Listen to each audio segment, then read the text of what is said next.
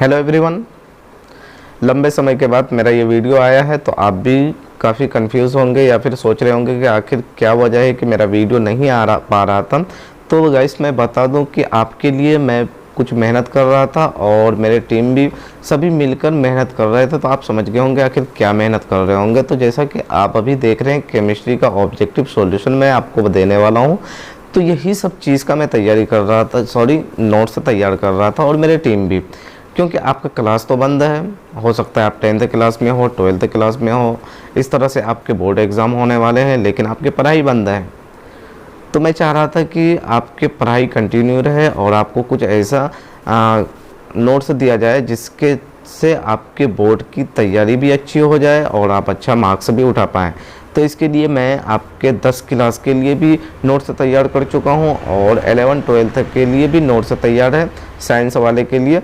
तो आपको अगर ज़रूरत है तो आप हमसे नोट्स ले भी सकते हैं, नहीं तो आप इस चैनल के माध्यम से बोर्ड की तैयारी कर सकते हैं और बहुत अच्छा मार्क्स भी उठा सकते हैं। मैं सभी इम्पोर्टेंट क्वेश्चन को मैं इस चैनल के द्वारा आप सभी को बताने वाला हूं और आपको याद भी कराने वाला हूं और आपका कोशिश रहे कि मैं जो भी बताऊं आप कॉपी में नोट डाउन करते चले जाएं। तो सबसे पहले मैं स्टार्ट करूंगा 10th क्लास के कुछ क्वेश्चन को सॉल्व करवाऊंगा आपसे और उसका आंसर भी बताऊंगा। तो केमिस्ट्री से ही मैं सबसे पहले स्टार्ट करने को कोशिश करूंगा क्योंकि केमिस्ट्री ही आपके डिस्प्ले में शो कर रहा है। तो केमिस्ट्री का जो फर्स्ट चैप्टर है उसका मैं आज कुछ क्वेश्चन को सॉल्व करूंगा, क्योंकि आज बहुत दिन के बाद एक नया वीडियो बना रहा हूँ। तो आज का वीडियो में बहुत कम क्वेश्चन भी रहेगा और धीरे धीरे मैं क्वेश्चन की संख्या को बढ़ाते चले जाऊंगा। अगर रोज़ 10-10 भी क्वेश्चन करेंगे तो 10 दिन के अंदर में 100 क्वेश्चन हो जाएगा। 10 दिन में 100 क्वेश्चन इनफ है और बहुत आसान तरीके से आपको याद भी हो जाएगा अगर आप वीडियो को कंटिन्यू लास्ट तक देखेंगे। तो जैसा कि रासायनिक अभिक्रिया एवं समीकरण ये फर्स्ट चैप्टर है आपका केमिस्ट्री में। इसमें पहला क्वेश्चन आपको रासायनिक अभिक्रिया को किसके द्वारा व्यक्त किया जाता है। तो आपका हो सकता है बोर्ड के एग्जाम में 4 ऑप्शन दिया हुआ रहे, हो सकता नहीं रहता ही है, लेकिन मैं आपको एक एक ऑप्शन याद कराऊंगा ताकि आप आंसर देंगे तो बिल्कुल भी गलत नहीं हो। जैसा कि इसमें लिखा हुआ है अभी रासायनिक अभिक्रिया को किसके द्वारा व्यक्त किया जाता है। तो आंसर में क्या दिया हुआ है, समीकरण के द्वारा। तो इसी तरह से आपको सिर्फ समीकरण याद रखना है। तो जैसा कि आपको नेक्स्ट क्वेश्चन में दिख रहा होगा कि शरीर में भोजन का पचना किस प्रकार की अभिक्रिया है। तो आप उसको एक वर्ड में आसानी से याद रख सकते हैं कि ऑक्सीकरण अभिक्रिया। तो गाइस ये वाले क्वेश्चन जो है बहुत इंपॉर्टेंट है बोर्ड के एग्जाम के व्यू से, इसीलिए इसको आप याद भी रखेंगे और नोट भी कर लेंगे। तो जैसा कि अब तीसरा नंबर क्वेश्चन में मैं आपको बता दूं कि इसमें दिया हुआ है सामान्यतः कौन सा पदार्थ बिना ज्वाला के जलता है। मतलब क्या है कि वो कौन सा पदार्थ है जिसको जलाते हैं वो जलता जरूर है लेकिन आग इधर उधर बाहर नहीं निकलता है, बिना ज्वाला का जलता है। जैसा कि गैस जलाते हैं तो गैस बर्तन के चारों ओर भी उसका आग जाता है, लेकिन ऐसा कौन सा पदार्थ है जो जलता जरूर है लेकिन ज्वाला नहीं देता है। तो आप जानते हैं उसका नाम है कोयला। कोयला को जलाएंगे तो वो ज्वाला नहीं देता है लेकिन उसमें आग होता है, बहुत हीट भी होता है। तो इसका आंसर होगा गाइस कोयला। ये भी इम्पोर्टेंट क्वेश्चन है, इसको भी आपको याद रखना है। तो चलिए अब 4 नंबर का क्वेश्चन मैं आपको बता दूं कि इसमें है आपको CNG का पूर्ण रूप क्या है, यानी CNG का फुल फॉर्म क्या होता है।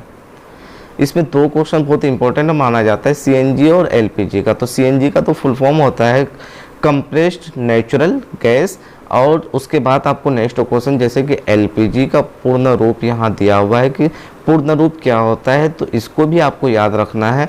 तो LPG का जो पूर्ण रूप होता है गैस वो होता है आपका लिक्विफाइड पेट्रोलियम गैस।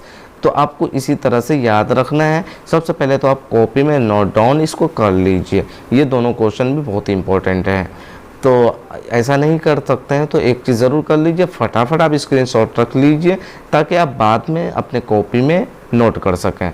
तो चलिए अब नेक्स्ट क्वेश्चन आपको मैं करवाऊँ। इसमें नेक्स्ट क्वेश्चन में आपको कह रहा है कि LPG के सिलेंडर में गंधक के लिए किस गैस का प्रयोग किया जाता है। मतलब क्या है कि आपके घर में जो रसोई घर है उसमें आप गैस का जो यूज़ करते हैं खाना बनाने के लिए वो तो बदबू करता ही है।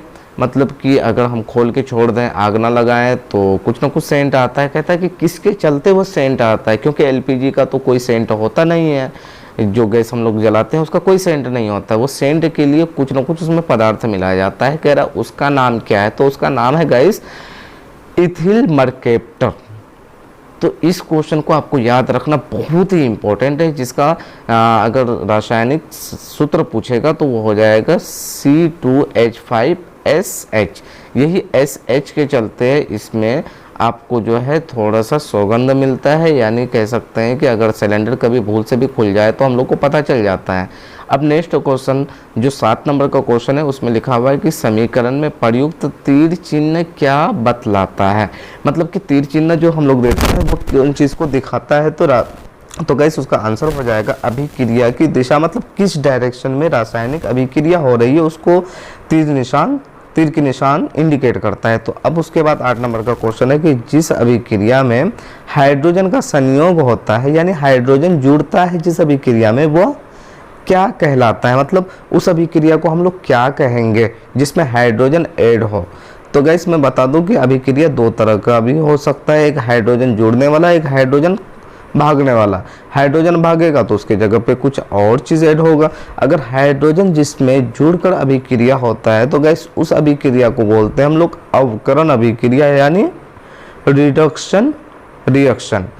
तो इसका हिंदी हो जाएगा रिडक्शन रिएक्शन। और जिसमें ऑक्सीजन जुड़ता है, जैसा कि क्वेश्चन नंबर 9 आपको शो कर रहा होगा, इसमें कह रहा है कि जिस अभिक्रिया में किसी तत्व के साथ ऑक्सीजन जुड़ता है वह अभिक्रिया कहलाता है या क्या कहलाता है। अब ये भी लिख सकते हैं अपने कॉपी में। तो अगर हाइड्रोजन जुड़ता है तो हम लोग बोलते हैं उसको अवकरण अभिक्रिया। अगर ऑक्सीजन जुड़े किसी भी अभिक्रिया में तो गाइस उसको बोलते हैं हम लोग ऑक्सीकरण अभिक्रिया, यानी ऑक्सीडेशन रिएक्शन। तो इस तरह से आप इसको भी याद रखेंगे। तो अब नेक्स्ट क्वेश्चन करेंगे। जो लास्ट क्वेश्चन होगा वो है आपका वह न्यूनतम ताप जिस पर कोई पदार्थ जलना प्रारंभ करता है क्या कहलाता है।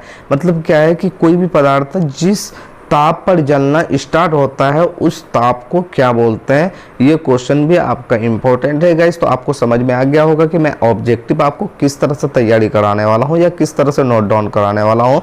तो सबसे पहले इसका आंसर जान लेते हैं। इसका आंसर होता है ज्वलन ताप, यानी जिस भी ताप पर कोई भी पदार्थ जलना प्रारंभ कर दे उस ताप को हम लोग ज्वलन ताप बोलते हैं उस पदार्थ के लिए।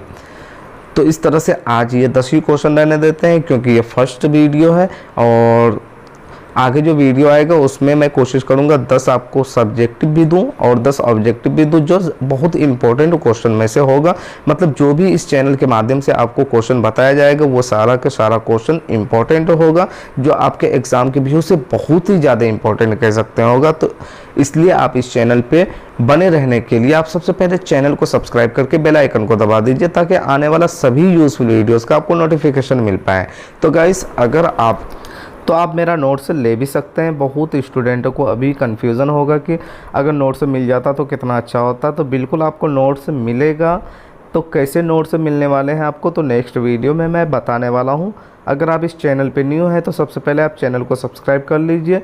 नेक्स्ट वीडियो में तरीका जो बताने वाला हूं वो आपको तभी पता चल पाएगा जब तक आप नेक्स्ट वीडियो को देखेंगे नहीं। तो नेक्स्ट वीडियो देखने के लिए और आपको नोट्स कैसे मिलेगा उस चीज़ के बारे में पता करने के लिए आपको रेड कलर का बटन सब्सक्राइब लिखा हुआ मिलेगा, उसको आप सबसे पहले दबाकर चैनल को सब्सक्राइब कर लीजिए और बेल आइकन को भी प्रेस कर दीजिए, ताकि जैसे ही मेरा वीडियो आए सबसे पहले आपके पास नोटिफिकेशन पहुंच जाए और आप उस वीडियो को देख पाएँ और तरीका जान पाएँ कि कैसे आप मेरे नोट्स को हासिल कर सकते हैं। 10th वाले हो या 12th वाले, आपको डरने की ज़रूरत नहीं है। आप 80+% बोर्ड एग्ज़ाम में ला सकते हैं, ये मेरी गारंटी है। अगर आप मेरे नोट्स से तैयारी करते हैं, वीडियो के माध्यम से कीजिए या फिर आप नोट्स ले लीजिए, नोट्स से तैयारी कीजिए, जैसे भी तैयारी कीजिए आप, लेकिन कीजिए ज़रूर और बहुत अच्छा नंबर लाइए। और मेरी गारंटी है कि अगर आप मेरे जो गाइड किया हुआ क्वेश्चन से आप तैयारी करेंगे और बोर्ड एग्ज़ाम देने के लिए जाएंगे तो आप भी जो 2018 से स्टूडेंट एग्ज़ाम देते हुए आ रहा है और मेरा नोट्स से तैयारी करके दे रहा है, तो वो जिस तरह से मुझसे मिलने के लिए आते हैं या मुझे फ़ोन पर बात करके जितना खुशी मैं उसका देखता हूँ, उसी तरह से आपके भी चेहरे में बोर्ड एग्ज़ाम के बाद वैसा ही खुशी होगा और उसी तरह से आप भी काफ़ी खुश होंगे। आप हो सकता है मुझसे मिलने भी आ सकते हैं या फिर मेरा कॉन्टैक्ट नंबर तो आपको मिलेगा ही बहुत जल्द, तो कॉन्टैक्ट नंबर से आप कॉन्टैक्ट भी बोर्ड एग्ज़ाम के बाद ज़रूर करेंगे, मुझे यकीन है। तो गाइस अब मिलते हैं न्यू वीडियो में न्यू क्वेश्चन के साथ। और आपके सभी प्रॉब्लम के साथ। तब तक के लिए bye, thanks for watching this video.